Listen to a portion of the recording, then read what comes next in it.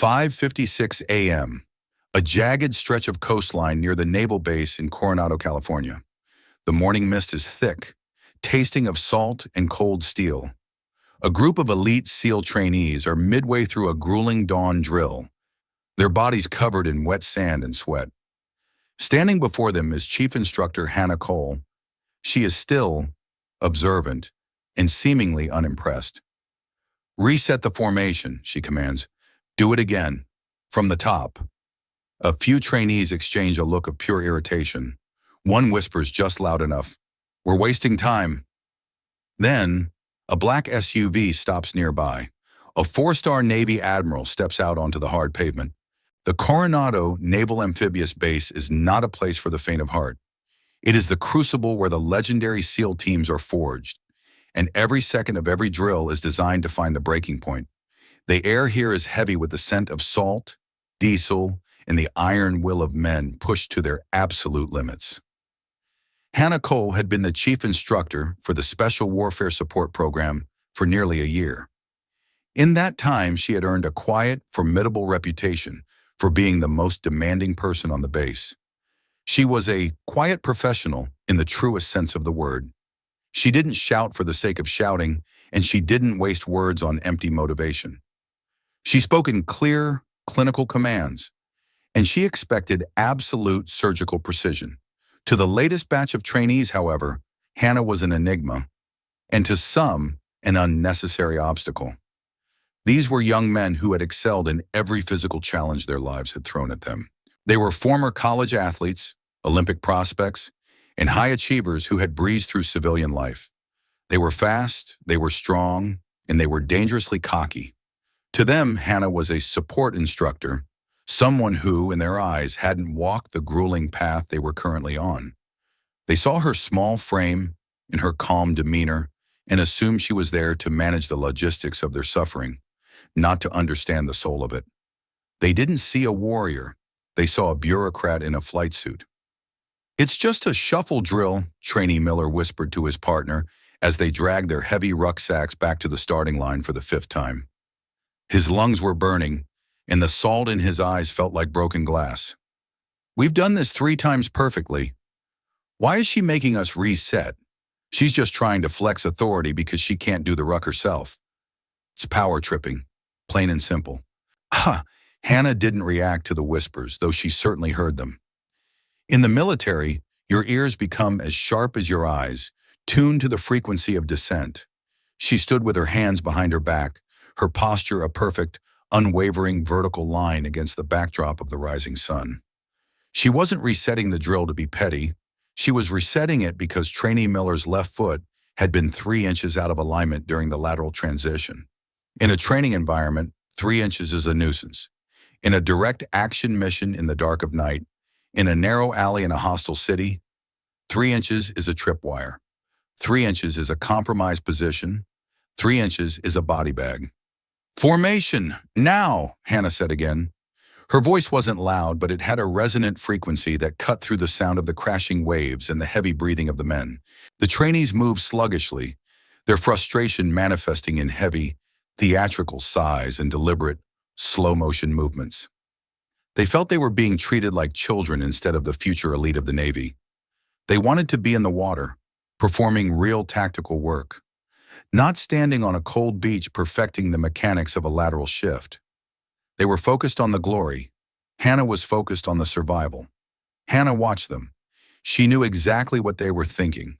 She had seen this movie 1,000 times before. Every elite unit starts with a phase of arrogance, and it is the instructor's primary job to break that arrogance before the enemy does it permanently. If they couldn't respect a simple formation drill from a woman they didn't know, how would they handle the absolute chaos of a plan falling apart in a foreign land where the rules don't exist? "You think you're done because you're tired," Hannah said, her eyes scanning the front row like a radar beam. "The mission doesn't care if you're tired. The mission only cares if you're correct. Fatigue is a liar, Trainee Miller. It tells you that good enough is acceptable. In this unit, good enough is how people get left behind." Miller stepped forward. Miller, a former linebacker with a jawline made of granite and a chest that could stop a truck, stepped out of the line. He looked at Hannah with a mixture of boredom and suppressed defiance. "Chief?" His voice was flat, lacking the respect the rank demanded. "Explain the importance of the rearguard spacing in a nighttime extraction through restricted terrain," Hannah said, her gaze unblinking. Miller shrugged, a casual movement that set Hannah's teeth on edge. "Keep a gap so we don't bunch up for a grenade or a single burst of fire. We've got it, Chief. We're ready for the next phase. This is basic stuff. If you truly had it, your gap wouldn't have closed to 4 feet during the last rotation because you were too busy looking at your boots," Hannah replied calmly. "You are thinking about your breakfast. I am thinking about your life. Formation. Reset." The tension was reaching a boiling point. The trainees were on the verge of a collective revolt, convinced that their time and energy were being stolen by a woman who enjoyed the sight of their exhaustion. They didn't see a veteran. They saw a rulebook with a ponytail, and they were very, very tired of reading it. If you think discipline often gets misunderstood, type unfair. The friction on the beach was interrupted by a sound that every sailor recognizes: the low, precision-tuned hum of a high-end government engine. A black SUV with darkened windows and government plates pulled onto the gravel path overlooking the training area. The trainees, usually hyper-aware of their surroundings, were so focused on their internal resentment and physical pain that they didn't notice the vehicle until the heavy door clicked open. A man stepped out. He wasn't wearing a combat vest, a helmet, or carrying a rifle. He was in his service khakis, but the silver stars on his collar caught the morning light like polished diamonds. Admiral Richard Vance, a living legend in the special warfare community and one of the highest-ranking officers in the U.S. Navy, had arrived. He was a man whose signature could move fleets and whose decisions determined the course of modern history. The atmosphere on the beach changed instantly and violently. The sighs stopped. The sluggish movements vanished as if by magic. The trainees snapped into a rigid, painful attention, their eyes locked straight ahead on the horizon. Even Miller looked like he had been struck by a bolt of lightning, his face turning a shade of pale that matched the foam of the waves. This wasn't just a visitor. This was the man who signed the secret orders that sent SEAL teams into the mouth of the wolf. The Admiral stood on the ridge for a long minute, his hands clasped firmly behind his back. He was observing the drill with the eyes of a man who had seen 40 years of war, from the jungles of Southeast Asia to the mountains of the Hindu Kush. He watched the way the trainees stood, noting the tension in their shoulders. He watched the way the formation was layered, and then his eyes settled on the instructor. He began to walk down the sand toward the group. Every step he took seemed to increase the gravity in the area, a physical manifestation of authority. He reached the bottom of the slope and stopped exactly 10 feet away from the trainees. He didn't look at them. He looked directly at Hannah Cole. "Who's running this drill?" the Admiral asked. His voice was deep and quiet, yet it carried the weight of 1,000 life-and-death decisions. Hannah Cole didn't hesitate. She didn't look nervous, and she didn't look like she was trying to impress him. She was simply the professional she had always been. She stepped forward and offered a crisp, perfect salute, the kind that only comes from years of ingrained discipline. "Chief Instructor Cole, sir. We are currently performing formation transition and rearguard integrity drills for the Phase 1 candidates." The Admiral returned the salute with a slow, thoughtful movement. He looked at the trainees, his gaze lingering on Miller for a split second too long, then back at Hannah. A faint, almost imperceptible smile touched the corner of his mouth, a ghost of a memory surfacing. "Drills," the Admiral repeated, the word hanging in the air. "I remember a few drills like this, usually right before things got very loud, very chaotic, and very dark. It's the simple things that save you when the plan goes to hell, isn't it, Chief?" A few of the trainees glanced at each other out of the corners of their eyes, their confusion growing. Why was the Admiral speaking to her with such professional familiarity? Why wasn't he asking about the training curriculum, the physical scores, or the budget? He was talking to her like a peer. "Is there a problem with the formation, Chief?" the Admiral asked, his eyes returning to the row of men. "Alignment issues, sir," Hannah replied, her voice steady. "The trainees believe the drill is finished because they have completed the movements. I believe it is only finished when it is right. The Admiral turned his gaze fully to the trainees. It was a cold, piercing look that made Miller break out in a fresh, cold sweat. Is that true? You think you're finished? No one dared to speak. The silence was absolute, save for the rhythmic crashing of the Pacific Ocean and the distant cry of a seagull. The air felt charged, as if a storm was about to break. In this community, the Admiral said, his voice dropping into a low, dangerous growl, we don't get medals for being mostly right. We get funerals for being mostly right. We get international incidents for being mostly right. I've known this instructor for a long, long time. She has a very specific, blood-earned standard for what is right. And if I were you, if I wanted to survive my first deployment, I would start paying very close attention to every single word that comes out of her mouth, because she isn't teaching you a drill, she's teaching you a lifeline. The trainees felt a sudden hollow pit in their stomachs. The woman they had been mocking behind her back, the instructor they had dismissed as a support element who couldn't understand their world, was being validated by the most powerful man on the base. But it wasn't just a professional validation. It felt like a warning from a man who knew the cost of failure. If you realize the situation might be bigger than it looks, type, I was wrong.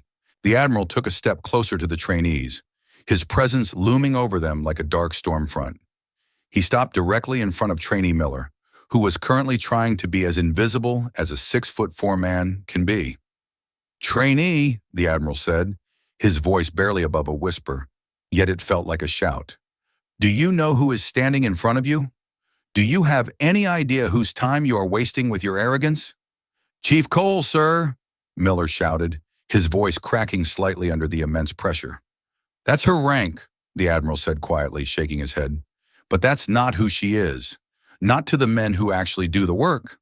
7 years ago, in a province in the Middle East that doesn't exist on most civilian maps, a SEAL team was pinned down in a narrow shale-filled canyon. They had been compromised by a local scout. They were out of ammunition for their primary weapons. Their long-range radio was smashed, and the enemy was closing in from 3 sides with heavy machine guns. The trainees leaned in, their rigid posture forgotten for a second. This was the kind of story they lived for, the legendary tales of survival against the odds. The extraction bird was a 3-minute flight away, circling just out of range, but the terrain was too dangerous for a standard landing under fire, the Admiral continued.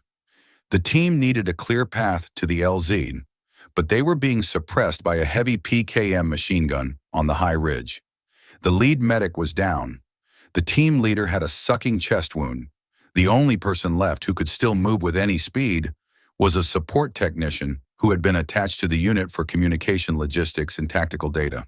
He paused, his eyes moving slowly across the row of trainees, letting the weight of the situation sink in. Most people in that technician's position would have stayed in the shadow of the rocks and waited for the bird to find a way in. It wasn't their job to fight. It wasn't their job to lead. They were support. But that technician realized that if they didn't silence that machine gun on the ridge, no one, not the wounded, not the operators, was getting home that night. So she didn't wait for an order. She picked up a fallen operator's HK-416. She moved 80 meters uphill, through open fire and falling rock, and she didn't just suppress that gun, she neutralized the entire position. The Admiral turned and looked at Hannah, his expression a mix of profound respect and lingering regret. When the bird finally touched down, she didn't get on first. She didn't seek safety. She spent the next 5 minutes under intense fire, dragging the wounded operators to the ramp, one by one. She was the last one on the bird, providing rear guard cover until the wheels left the dirt. She saved 5 SEALs that day. She was the reason I didn't have to write 5 letters to 5 grieving families that week. The silence on the beach was no longer just quiet. It was heavy with the crushing weight of revelation. Miller felt his face go hot with a shame that burned worse than the California sun. He remembered his whisper from 10 minutes ago. She's just trying to flex authority because she can't do the ruck herself. He realized he had been judging a mountain by its height, ignoring the fire burning inside it. That technician, the Admiral said, his voice gaining strength, was Hannah Cole. She didn't stay in support. She stayed in the fight. She is the reason your community still has its most veteran leaders today. She is the reason I am standing here today, because I was the task force commander who sent that team into that canyon, and she was the one who brought them back to me. She is the living embodiment of the quiet professional. The Admiral stepped back and looked at the trainees with a look of profound fatherly disappointment. I heard the whispers when I walked up the path, Vance said. I saw the eye rolls. I saw the sighs. You think you're elite because you have big muscles and you can run a mile in 5 minutes? You're not elite yet. You're just athletic. You become elite when you understand that the quiet professionals, the ones who don't seek the spotlight, are the ones who hold the world together when everything breaks. Hannah Cole isn't here because she wants a paycheck or a pension. She's here because she is the only person I trust to teach you how to stay alive when the shouting starts. If she tells you to reset a formation, it's because she's seen the body bags that result from a sloppy transition. He turned back to Hannah. Chief Cole. Sir, I apologize for the interruption. It seems your class has a lot of catching up to do in the humility department. They have potential, Admiral, Hannah said. It was the first time she had defended them. They just need to find their focus. They're still learning the weight of the uniform. The Admiral nodded, a sharp, decisive movement. Carry on, Chief. Don't let them off easy. He walked back up the slope without looking back, his posture as rigid as the day he took his commission. The SUV door closed with a heavy thud, and the vehicle drove away, leaving a thick, suffocating silence in its wake. The trainees didn't move. They didn't even seem to breathe. They were staring at the woman in front of them, no longer seeing an instructor to be tolerated, but a ghost of the battlefield who had outperformed the very legends they worshipped. Hannah Cole didn't use the moment to gloat. She didn't lecture them on their behavior. She didn't even mention the Admiral's story. She simply walked back to her original position in the sand and looked at her watch. We lost 7 minutes, she said. Her voice was exactly the same as it had been at 5:56 a.m. Calm, clear, absolute. That's 7 minutes the enemy just gained on you while you were busy being impressed with yourselves. She looked directly at Miller. There was no anger in her eyes, only a quiet, relentless expectation. Miller, rear guard spacing, reset the formation, from the top. Miller didn't sigh. He didn't look at his partner for a shared moment of frustration. He snapped his heels together with a sound like a pistol shot in the morning air. His back was straighter than it had ever been. Yes, Chief! The rest of the squad followed suit, their voices a synchronized roar that echoed off the cliffs. The energy on the beach had shifted from resentment to reverence. They realized that every annoying correction and every pointless reset was a lesson written in the blood of men who hadn't been careful enough. They weren't just training for a job anymore. They were being mentored by the code itself. If you believe experience deserves respect, type, I owe you. The next 2 hours of training were the most productive the squad had ever experienced in their young careers. There was no more grumbling, no more eye-rolling, no more mental shortcuts. Every command Hannah Cole gave was met with an immediate, explosive response. When she asked for a formation reset, they did it before she could even finish the sentence. Their movements a blur of synchronized effort. They were no longer looking for the easy way out. They were looking for the Chief Cole way, the way that meant everyone came home. Hannah kept the pressure high, sensing their shift in mindset. She pushed them until their lungs felt like they were filled with hot coals and their leg muscles spasmed with every step. She made them perform the extraction drill over and over again, in the surf, in the deep sand, and across the rocks, until the movements were no longer conscious thoughts but fluid, mechanical instincts. She was no longer just an instructor to them. She was the standard they were now desperate to meet. As the sun climbed higher into the California sky, turning the mist into a shimmering haze, the drill finally came to an end. The trainees stood in a perfect line, dripping with salt water, sand, and sweat, their chests heaving in unison. They were physically exhausted, perhaps more than they had ever been, but for the first time since they arrived at Coronado, they felt like a cohesive unit rather than a collection of individuals. Formation dismissed, Hannah said, her voice finally showing a hint of a softer edge. Get some water, clean your gear, tactical briefing in 20 minutes. Don't be late. The squad began to break away to head for the showers, but Trainee Miller stayed behind for a moment. He walked up to Hannah, his head slightly bowed, his helmet held at his side. He looked like a man who had carried a heavy weight for a long time and had finally understood its true purpose. Chief, Miller said quietly, his voice raspy from the salt air. Hannah looked at him, her expression neutral but attentive. Yes, Trainee Miller. I wanted to apologize, ma'am, for what I said earlier, for my attitude. I didn't realize I was a fool. Hannah didn't give him an easy out. She didn't smile and say, it's okay. That wasn't the way of the code. In the field, Miller, an apology doesn't bring back a teammate who died because you were sloppy, she said, her voice firm. The only apology I accept is excellence. You have the physical tools to be a great operator, but you lack the humility to see the details that actually matter. Fix your mindset, respect the process, and the rest will follow. Do you understand? Miller nodded, his jaw set in a new kind of determination. I understand, Chief. I won't let it happen again.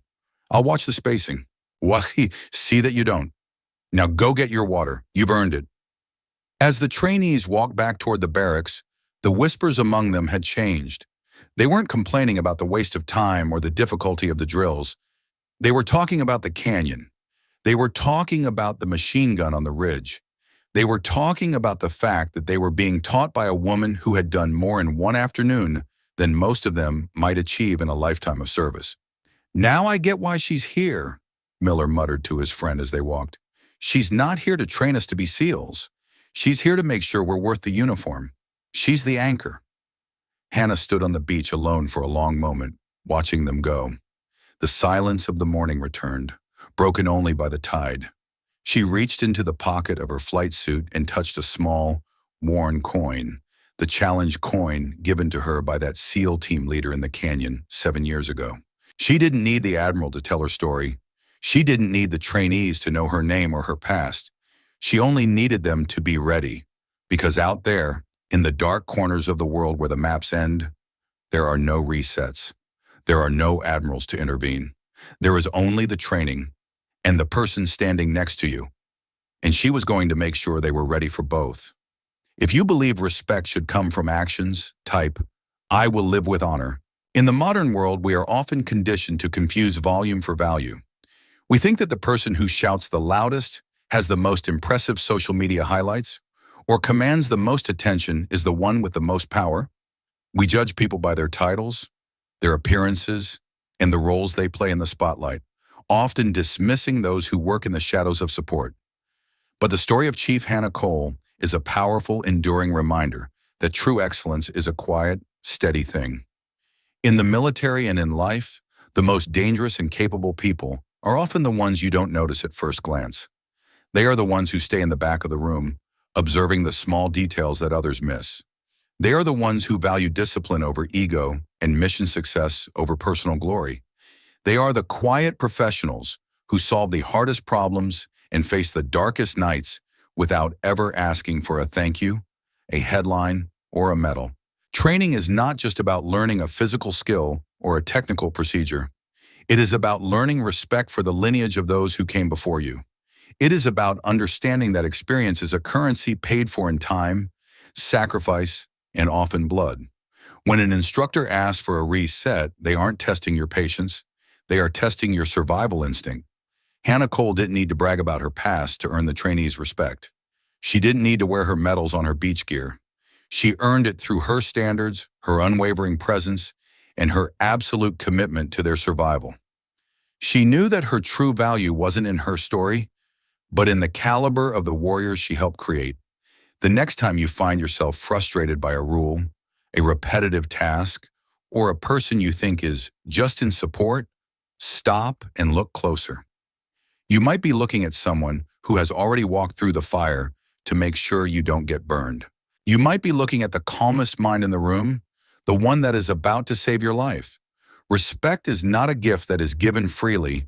It is a debt we owe to those with more experience. Humility is not a sign of weakness. It is the absolute foundation of greatness. It is the ability to realize that you are always a student, no matter how strong you think you are. Be like the Admiral. Know who is standing in front of you and recognize true value when you see it. And be like Hannah Cole. Do the work that matters, uphold the standard, and lead with your actions, even if no one ever knows your name. Because in the end, it's not the shouting that changes the world or wins the battle. It's the quiet professionals who refuse to let the formation break. It is the silence of the prepared mind that speaks the loudest when the world falls apart. If you believe the quiet professionals who solve the hardest problems deserve recognition, leave a comment, and subscribe to the Veteran Story. We tell the stories behind the calm minds that change everything.